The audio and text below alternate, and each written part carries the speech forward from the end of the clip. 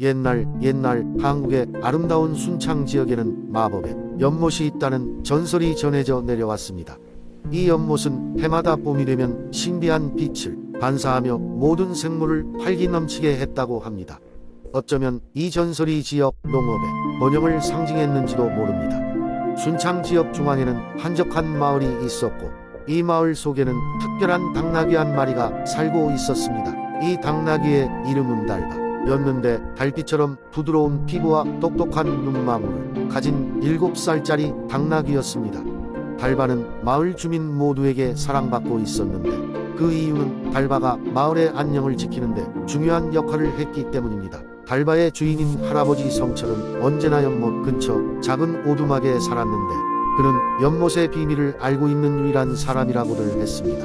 어느 날 밤 하늘은 별들로 가득했고 달빛이 강하게 비추던 날이었습니다. 성철은 달바에게 속삭였습니다. 달바야, 이제 시간이다. 오늘 밤 연못의 비밀을 알릴 특별한 날이란다. 달바는 성철을 따라 연못으로 향했습니다. 연못에 도착하자마자 신비한 일이 벌어졌습니다.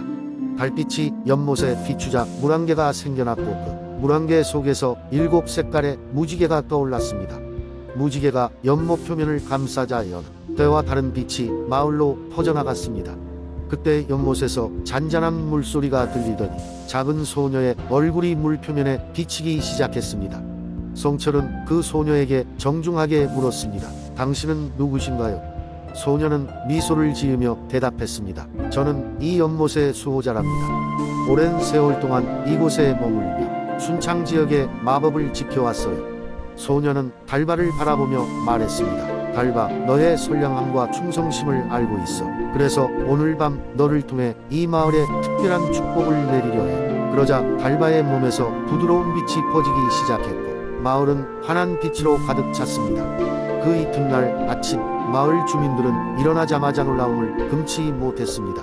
그들의 농작물은 풍성하게 자라 있었고 동물들은 건강하게 살고 있었습니다. 마을은 언제나 평온했고 사람들은 하루하루를 즐기는데 충실했습니다. 그날 이후로 순창의 주민들은 달바를 더욱 아끼고 사랑하게 되었고 달바는 연못의 마법을 지키는 특별한 당나귀로 마을의 상징이 되었습니다. 순창의 이야기는 그렇게 전설로 남아 오늘날까지도 연못과 달바의 비밀을 간직하며 전해져 내려옵니다. 설화는 오래도록 사람들이 기억하며 서로의 이야기를 통해 마을의 귀중한 역사를 계속 이어갑니다. 그리하여 순창은 단순한 지역이 아닌 마법과 평화로 기억되는 신비로운 장소로 남아 있습니다. 두 번째 이야기. 옛날 옛적 한국의 남쪽 해안가에 위치한 모안 지역에는 평화로운 마을이 있었습니다. 이 마을은 비옥한 땅과 아름다운 해변으로 유명했으며 주민들은 농사와 어업으로 생계를 이어갔습니다. 하지만 마을에는 한 가지 신비로운 전설이 전해지고 있었으니 바로 용의 눈물에 관한 이야기입니다. 마을 근처의 높은 산에는 고대부터 하늘을 날던 용이 살고 있다고 전해졌습니다. 이 용은 하늘을 나는 능력을 가지고 있어서 매일 밤 하늘을 날아다니며 별빛에게 자신의 이야기를 속삭이곤 했습니다. 그런데 어느 날 용은 그만 자신의 가장 소중한 보물을 하룻밤 사이에 잃어버리고 맙니다. 바로 사랑하는 여의주였던 것이지요. 용은 온 산을 뒤지고 바다의 깊은 곳까지 찾아다녔지만 여의주는 흔적 없이 사라지고 없었습니다. 슬픔에 빠진 용은 매일 밤 산꼭대기에 올라가 여의주를 그리워하며 눈물을 흘렸습니다. 용의 눈물은 산을 타고 내려와 마을의 개천을 이루었고 어느새 작은 호수가 되었습니다. 이 호수는 신비한 힘을 가지고 있었는데 그것은 용의 슬픔과 마을을 사랑하는 마음이 만들어낸 것이었습니다. 마을 사람들은 그 호수가 용의 눈물로 이루어졌다는 것을 알고 있었고 용이 다시 행복해지기를 기원하며 매년 축제를 열었습니다. 축제 동안 사람들은 용의 모습을 본당 커다란 종이등을 하늘 높이 띄웠고 용을 위한 노래와 춤을 밤새도록 기어갔습니다.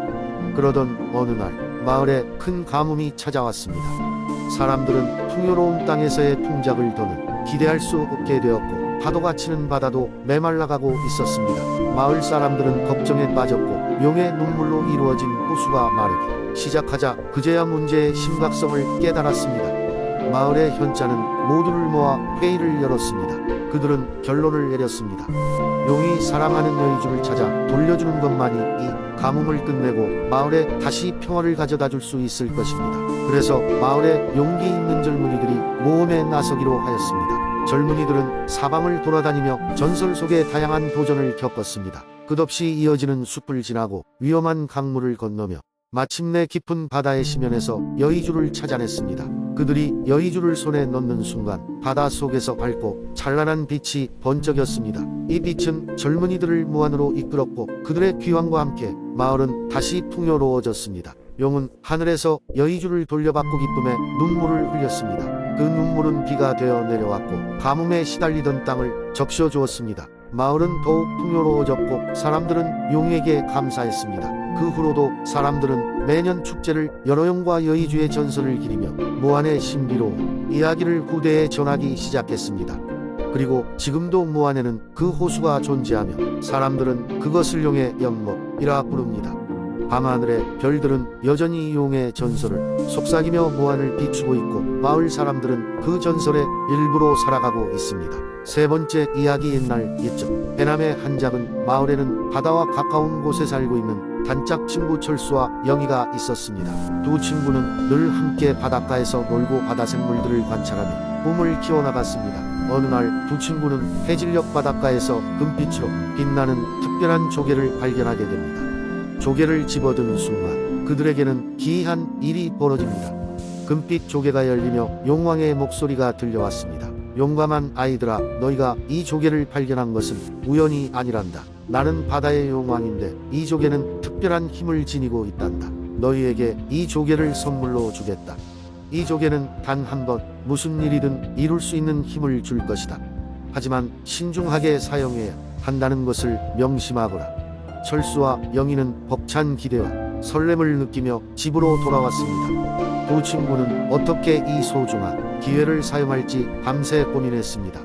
철수는 바다 생물들과 소통할 수 있는 능력을 원했고 영희는 마을 사람들 모두에게 평화와 번영을 가져다 줄 수 있는 보호막을 원했습니다. 다음 날 두 친구는 용왕의 선물을 현명하게 사용하기로 결심했습니다. 철수는 바다 생물들과 대화할 수 있는 능력으로도 바다를 더 깊이 이해하기 시작했습니다. 그는 물고기들과의 대화로 마을 어부들을 도와받아가 건강하게 유지될 수 있도록 했습니다.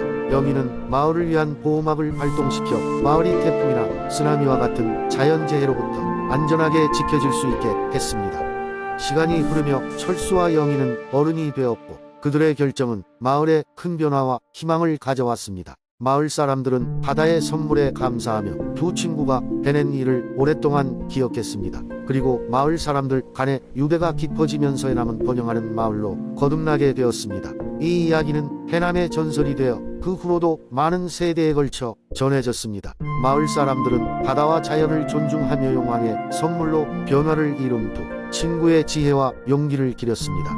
이와 같은 해남의 전설은 사람들에게 사랑과 자연 보호의 중요성을 일깨우며 그들의 삶에 영감을 주었습니다.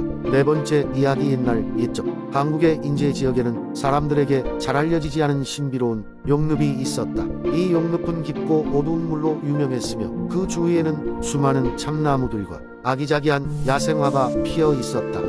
이곳에는 수많은 전설이 얽혀 있었는데 그 중 가장 유명한 이야기가 있다. 매우 먼 옛날 용늪 주변 마을에는 순수하고 호기심 많은 소녀 아영이가 살고 있었다. 아영이는 매일같이 들판을 뛰놀며 자연을 사랑했다. 그녀는 마을 어른들이 용늪에 대해 이야기하는 것을 듣고 그곳이 어떤 곳인지 늘 궁금해했다. 하지만 마을 사람들은 용늪에 대한 두려움 때문에 그곳에 가까이 가지 말 것을 경고하곤 했다. 어느 날 아영이는 어떤 이끌림에 이끌려 용늪을 향해 발걸음을 옮겼다. 늪에 가까이 갈수록 주변은 점점 더 고요해졌다. 용늪에 도착한 아영이는 그곳의 아름다움에 매료되었다. 그의 눈 앞에는 마치 다른 세상 같은 광경이 펼쳐져 있었다.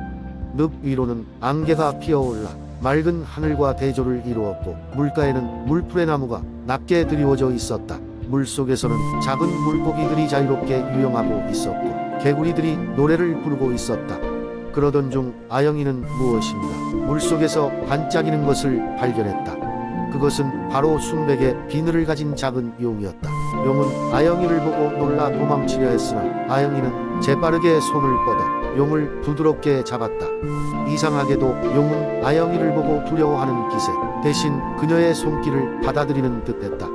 용은 마치 사람처럼 말을 하며 자신이 이곳의 지킴이라고 이야기했다. 세상에 선한 마음을 가진 사람들만이 용에게 비밀을 알 수 있다고 한다며 아영이는 선택된 인물임을 설명했다. 아영이는 더 알고 싶어 용의 계획과 그곳의 전설에 대해 물었다. 용은 아영이에게 용늪의 역사를 들려주었다.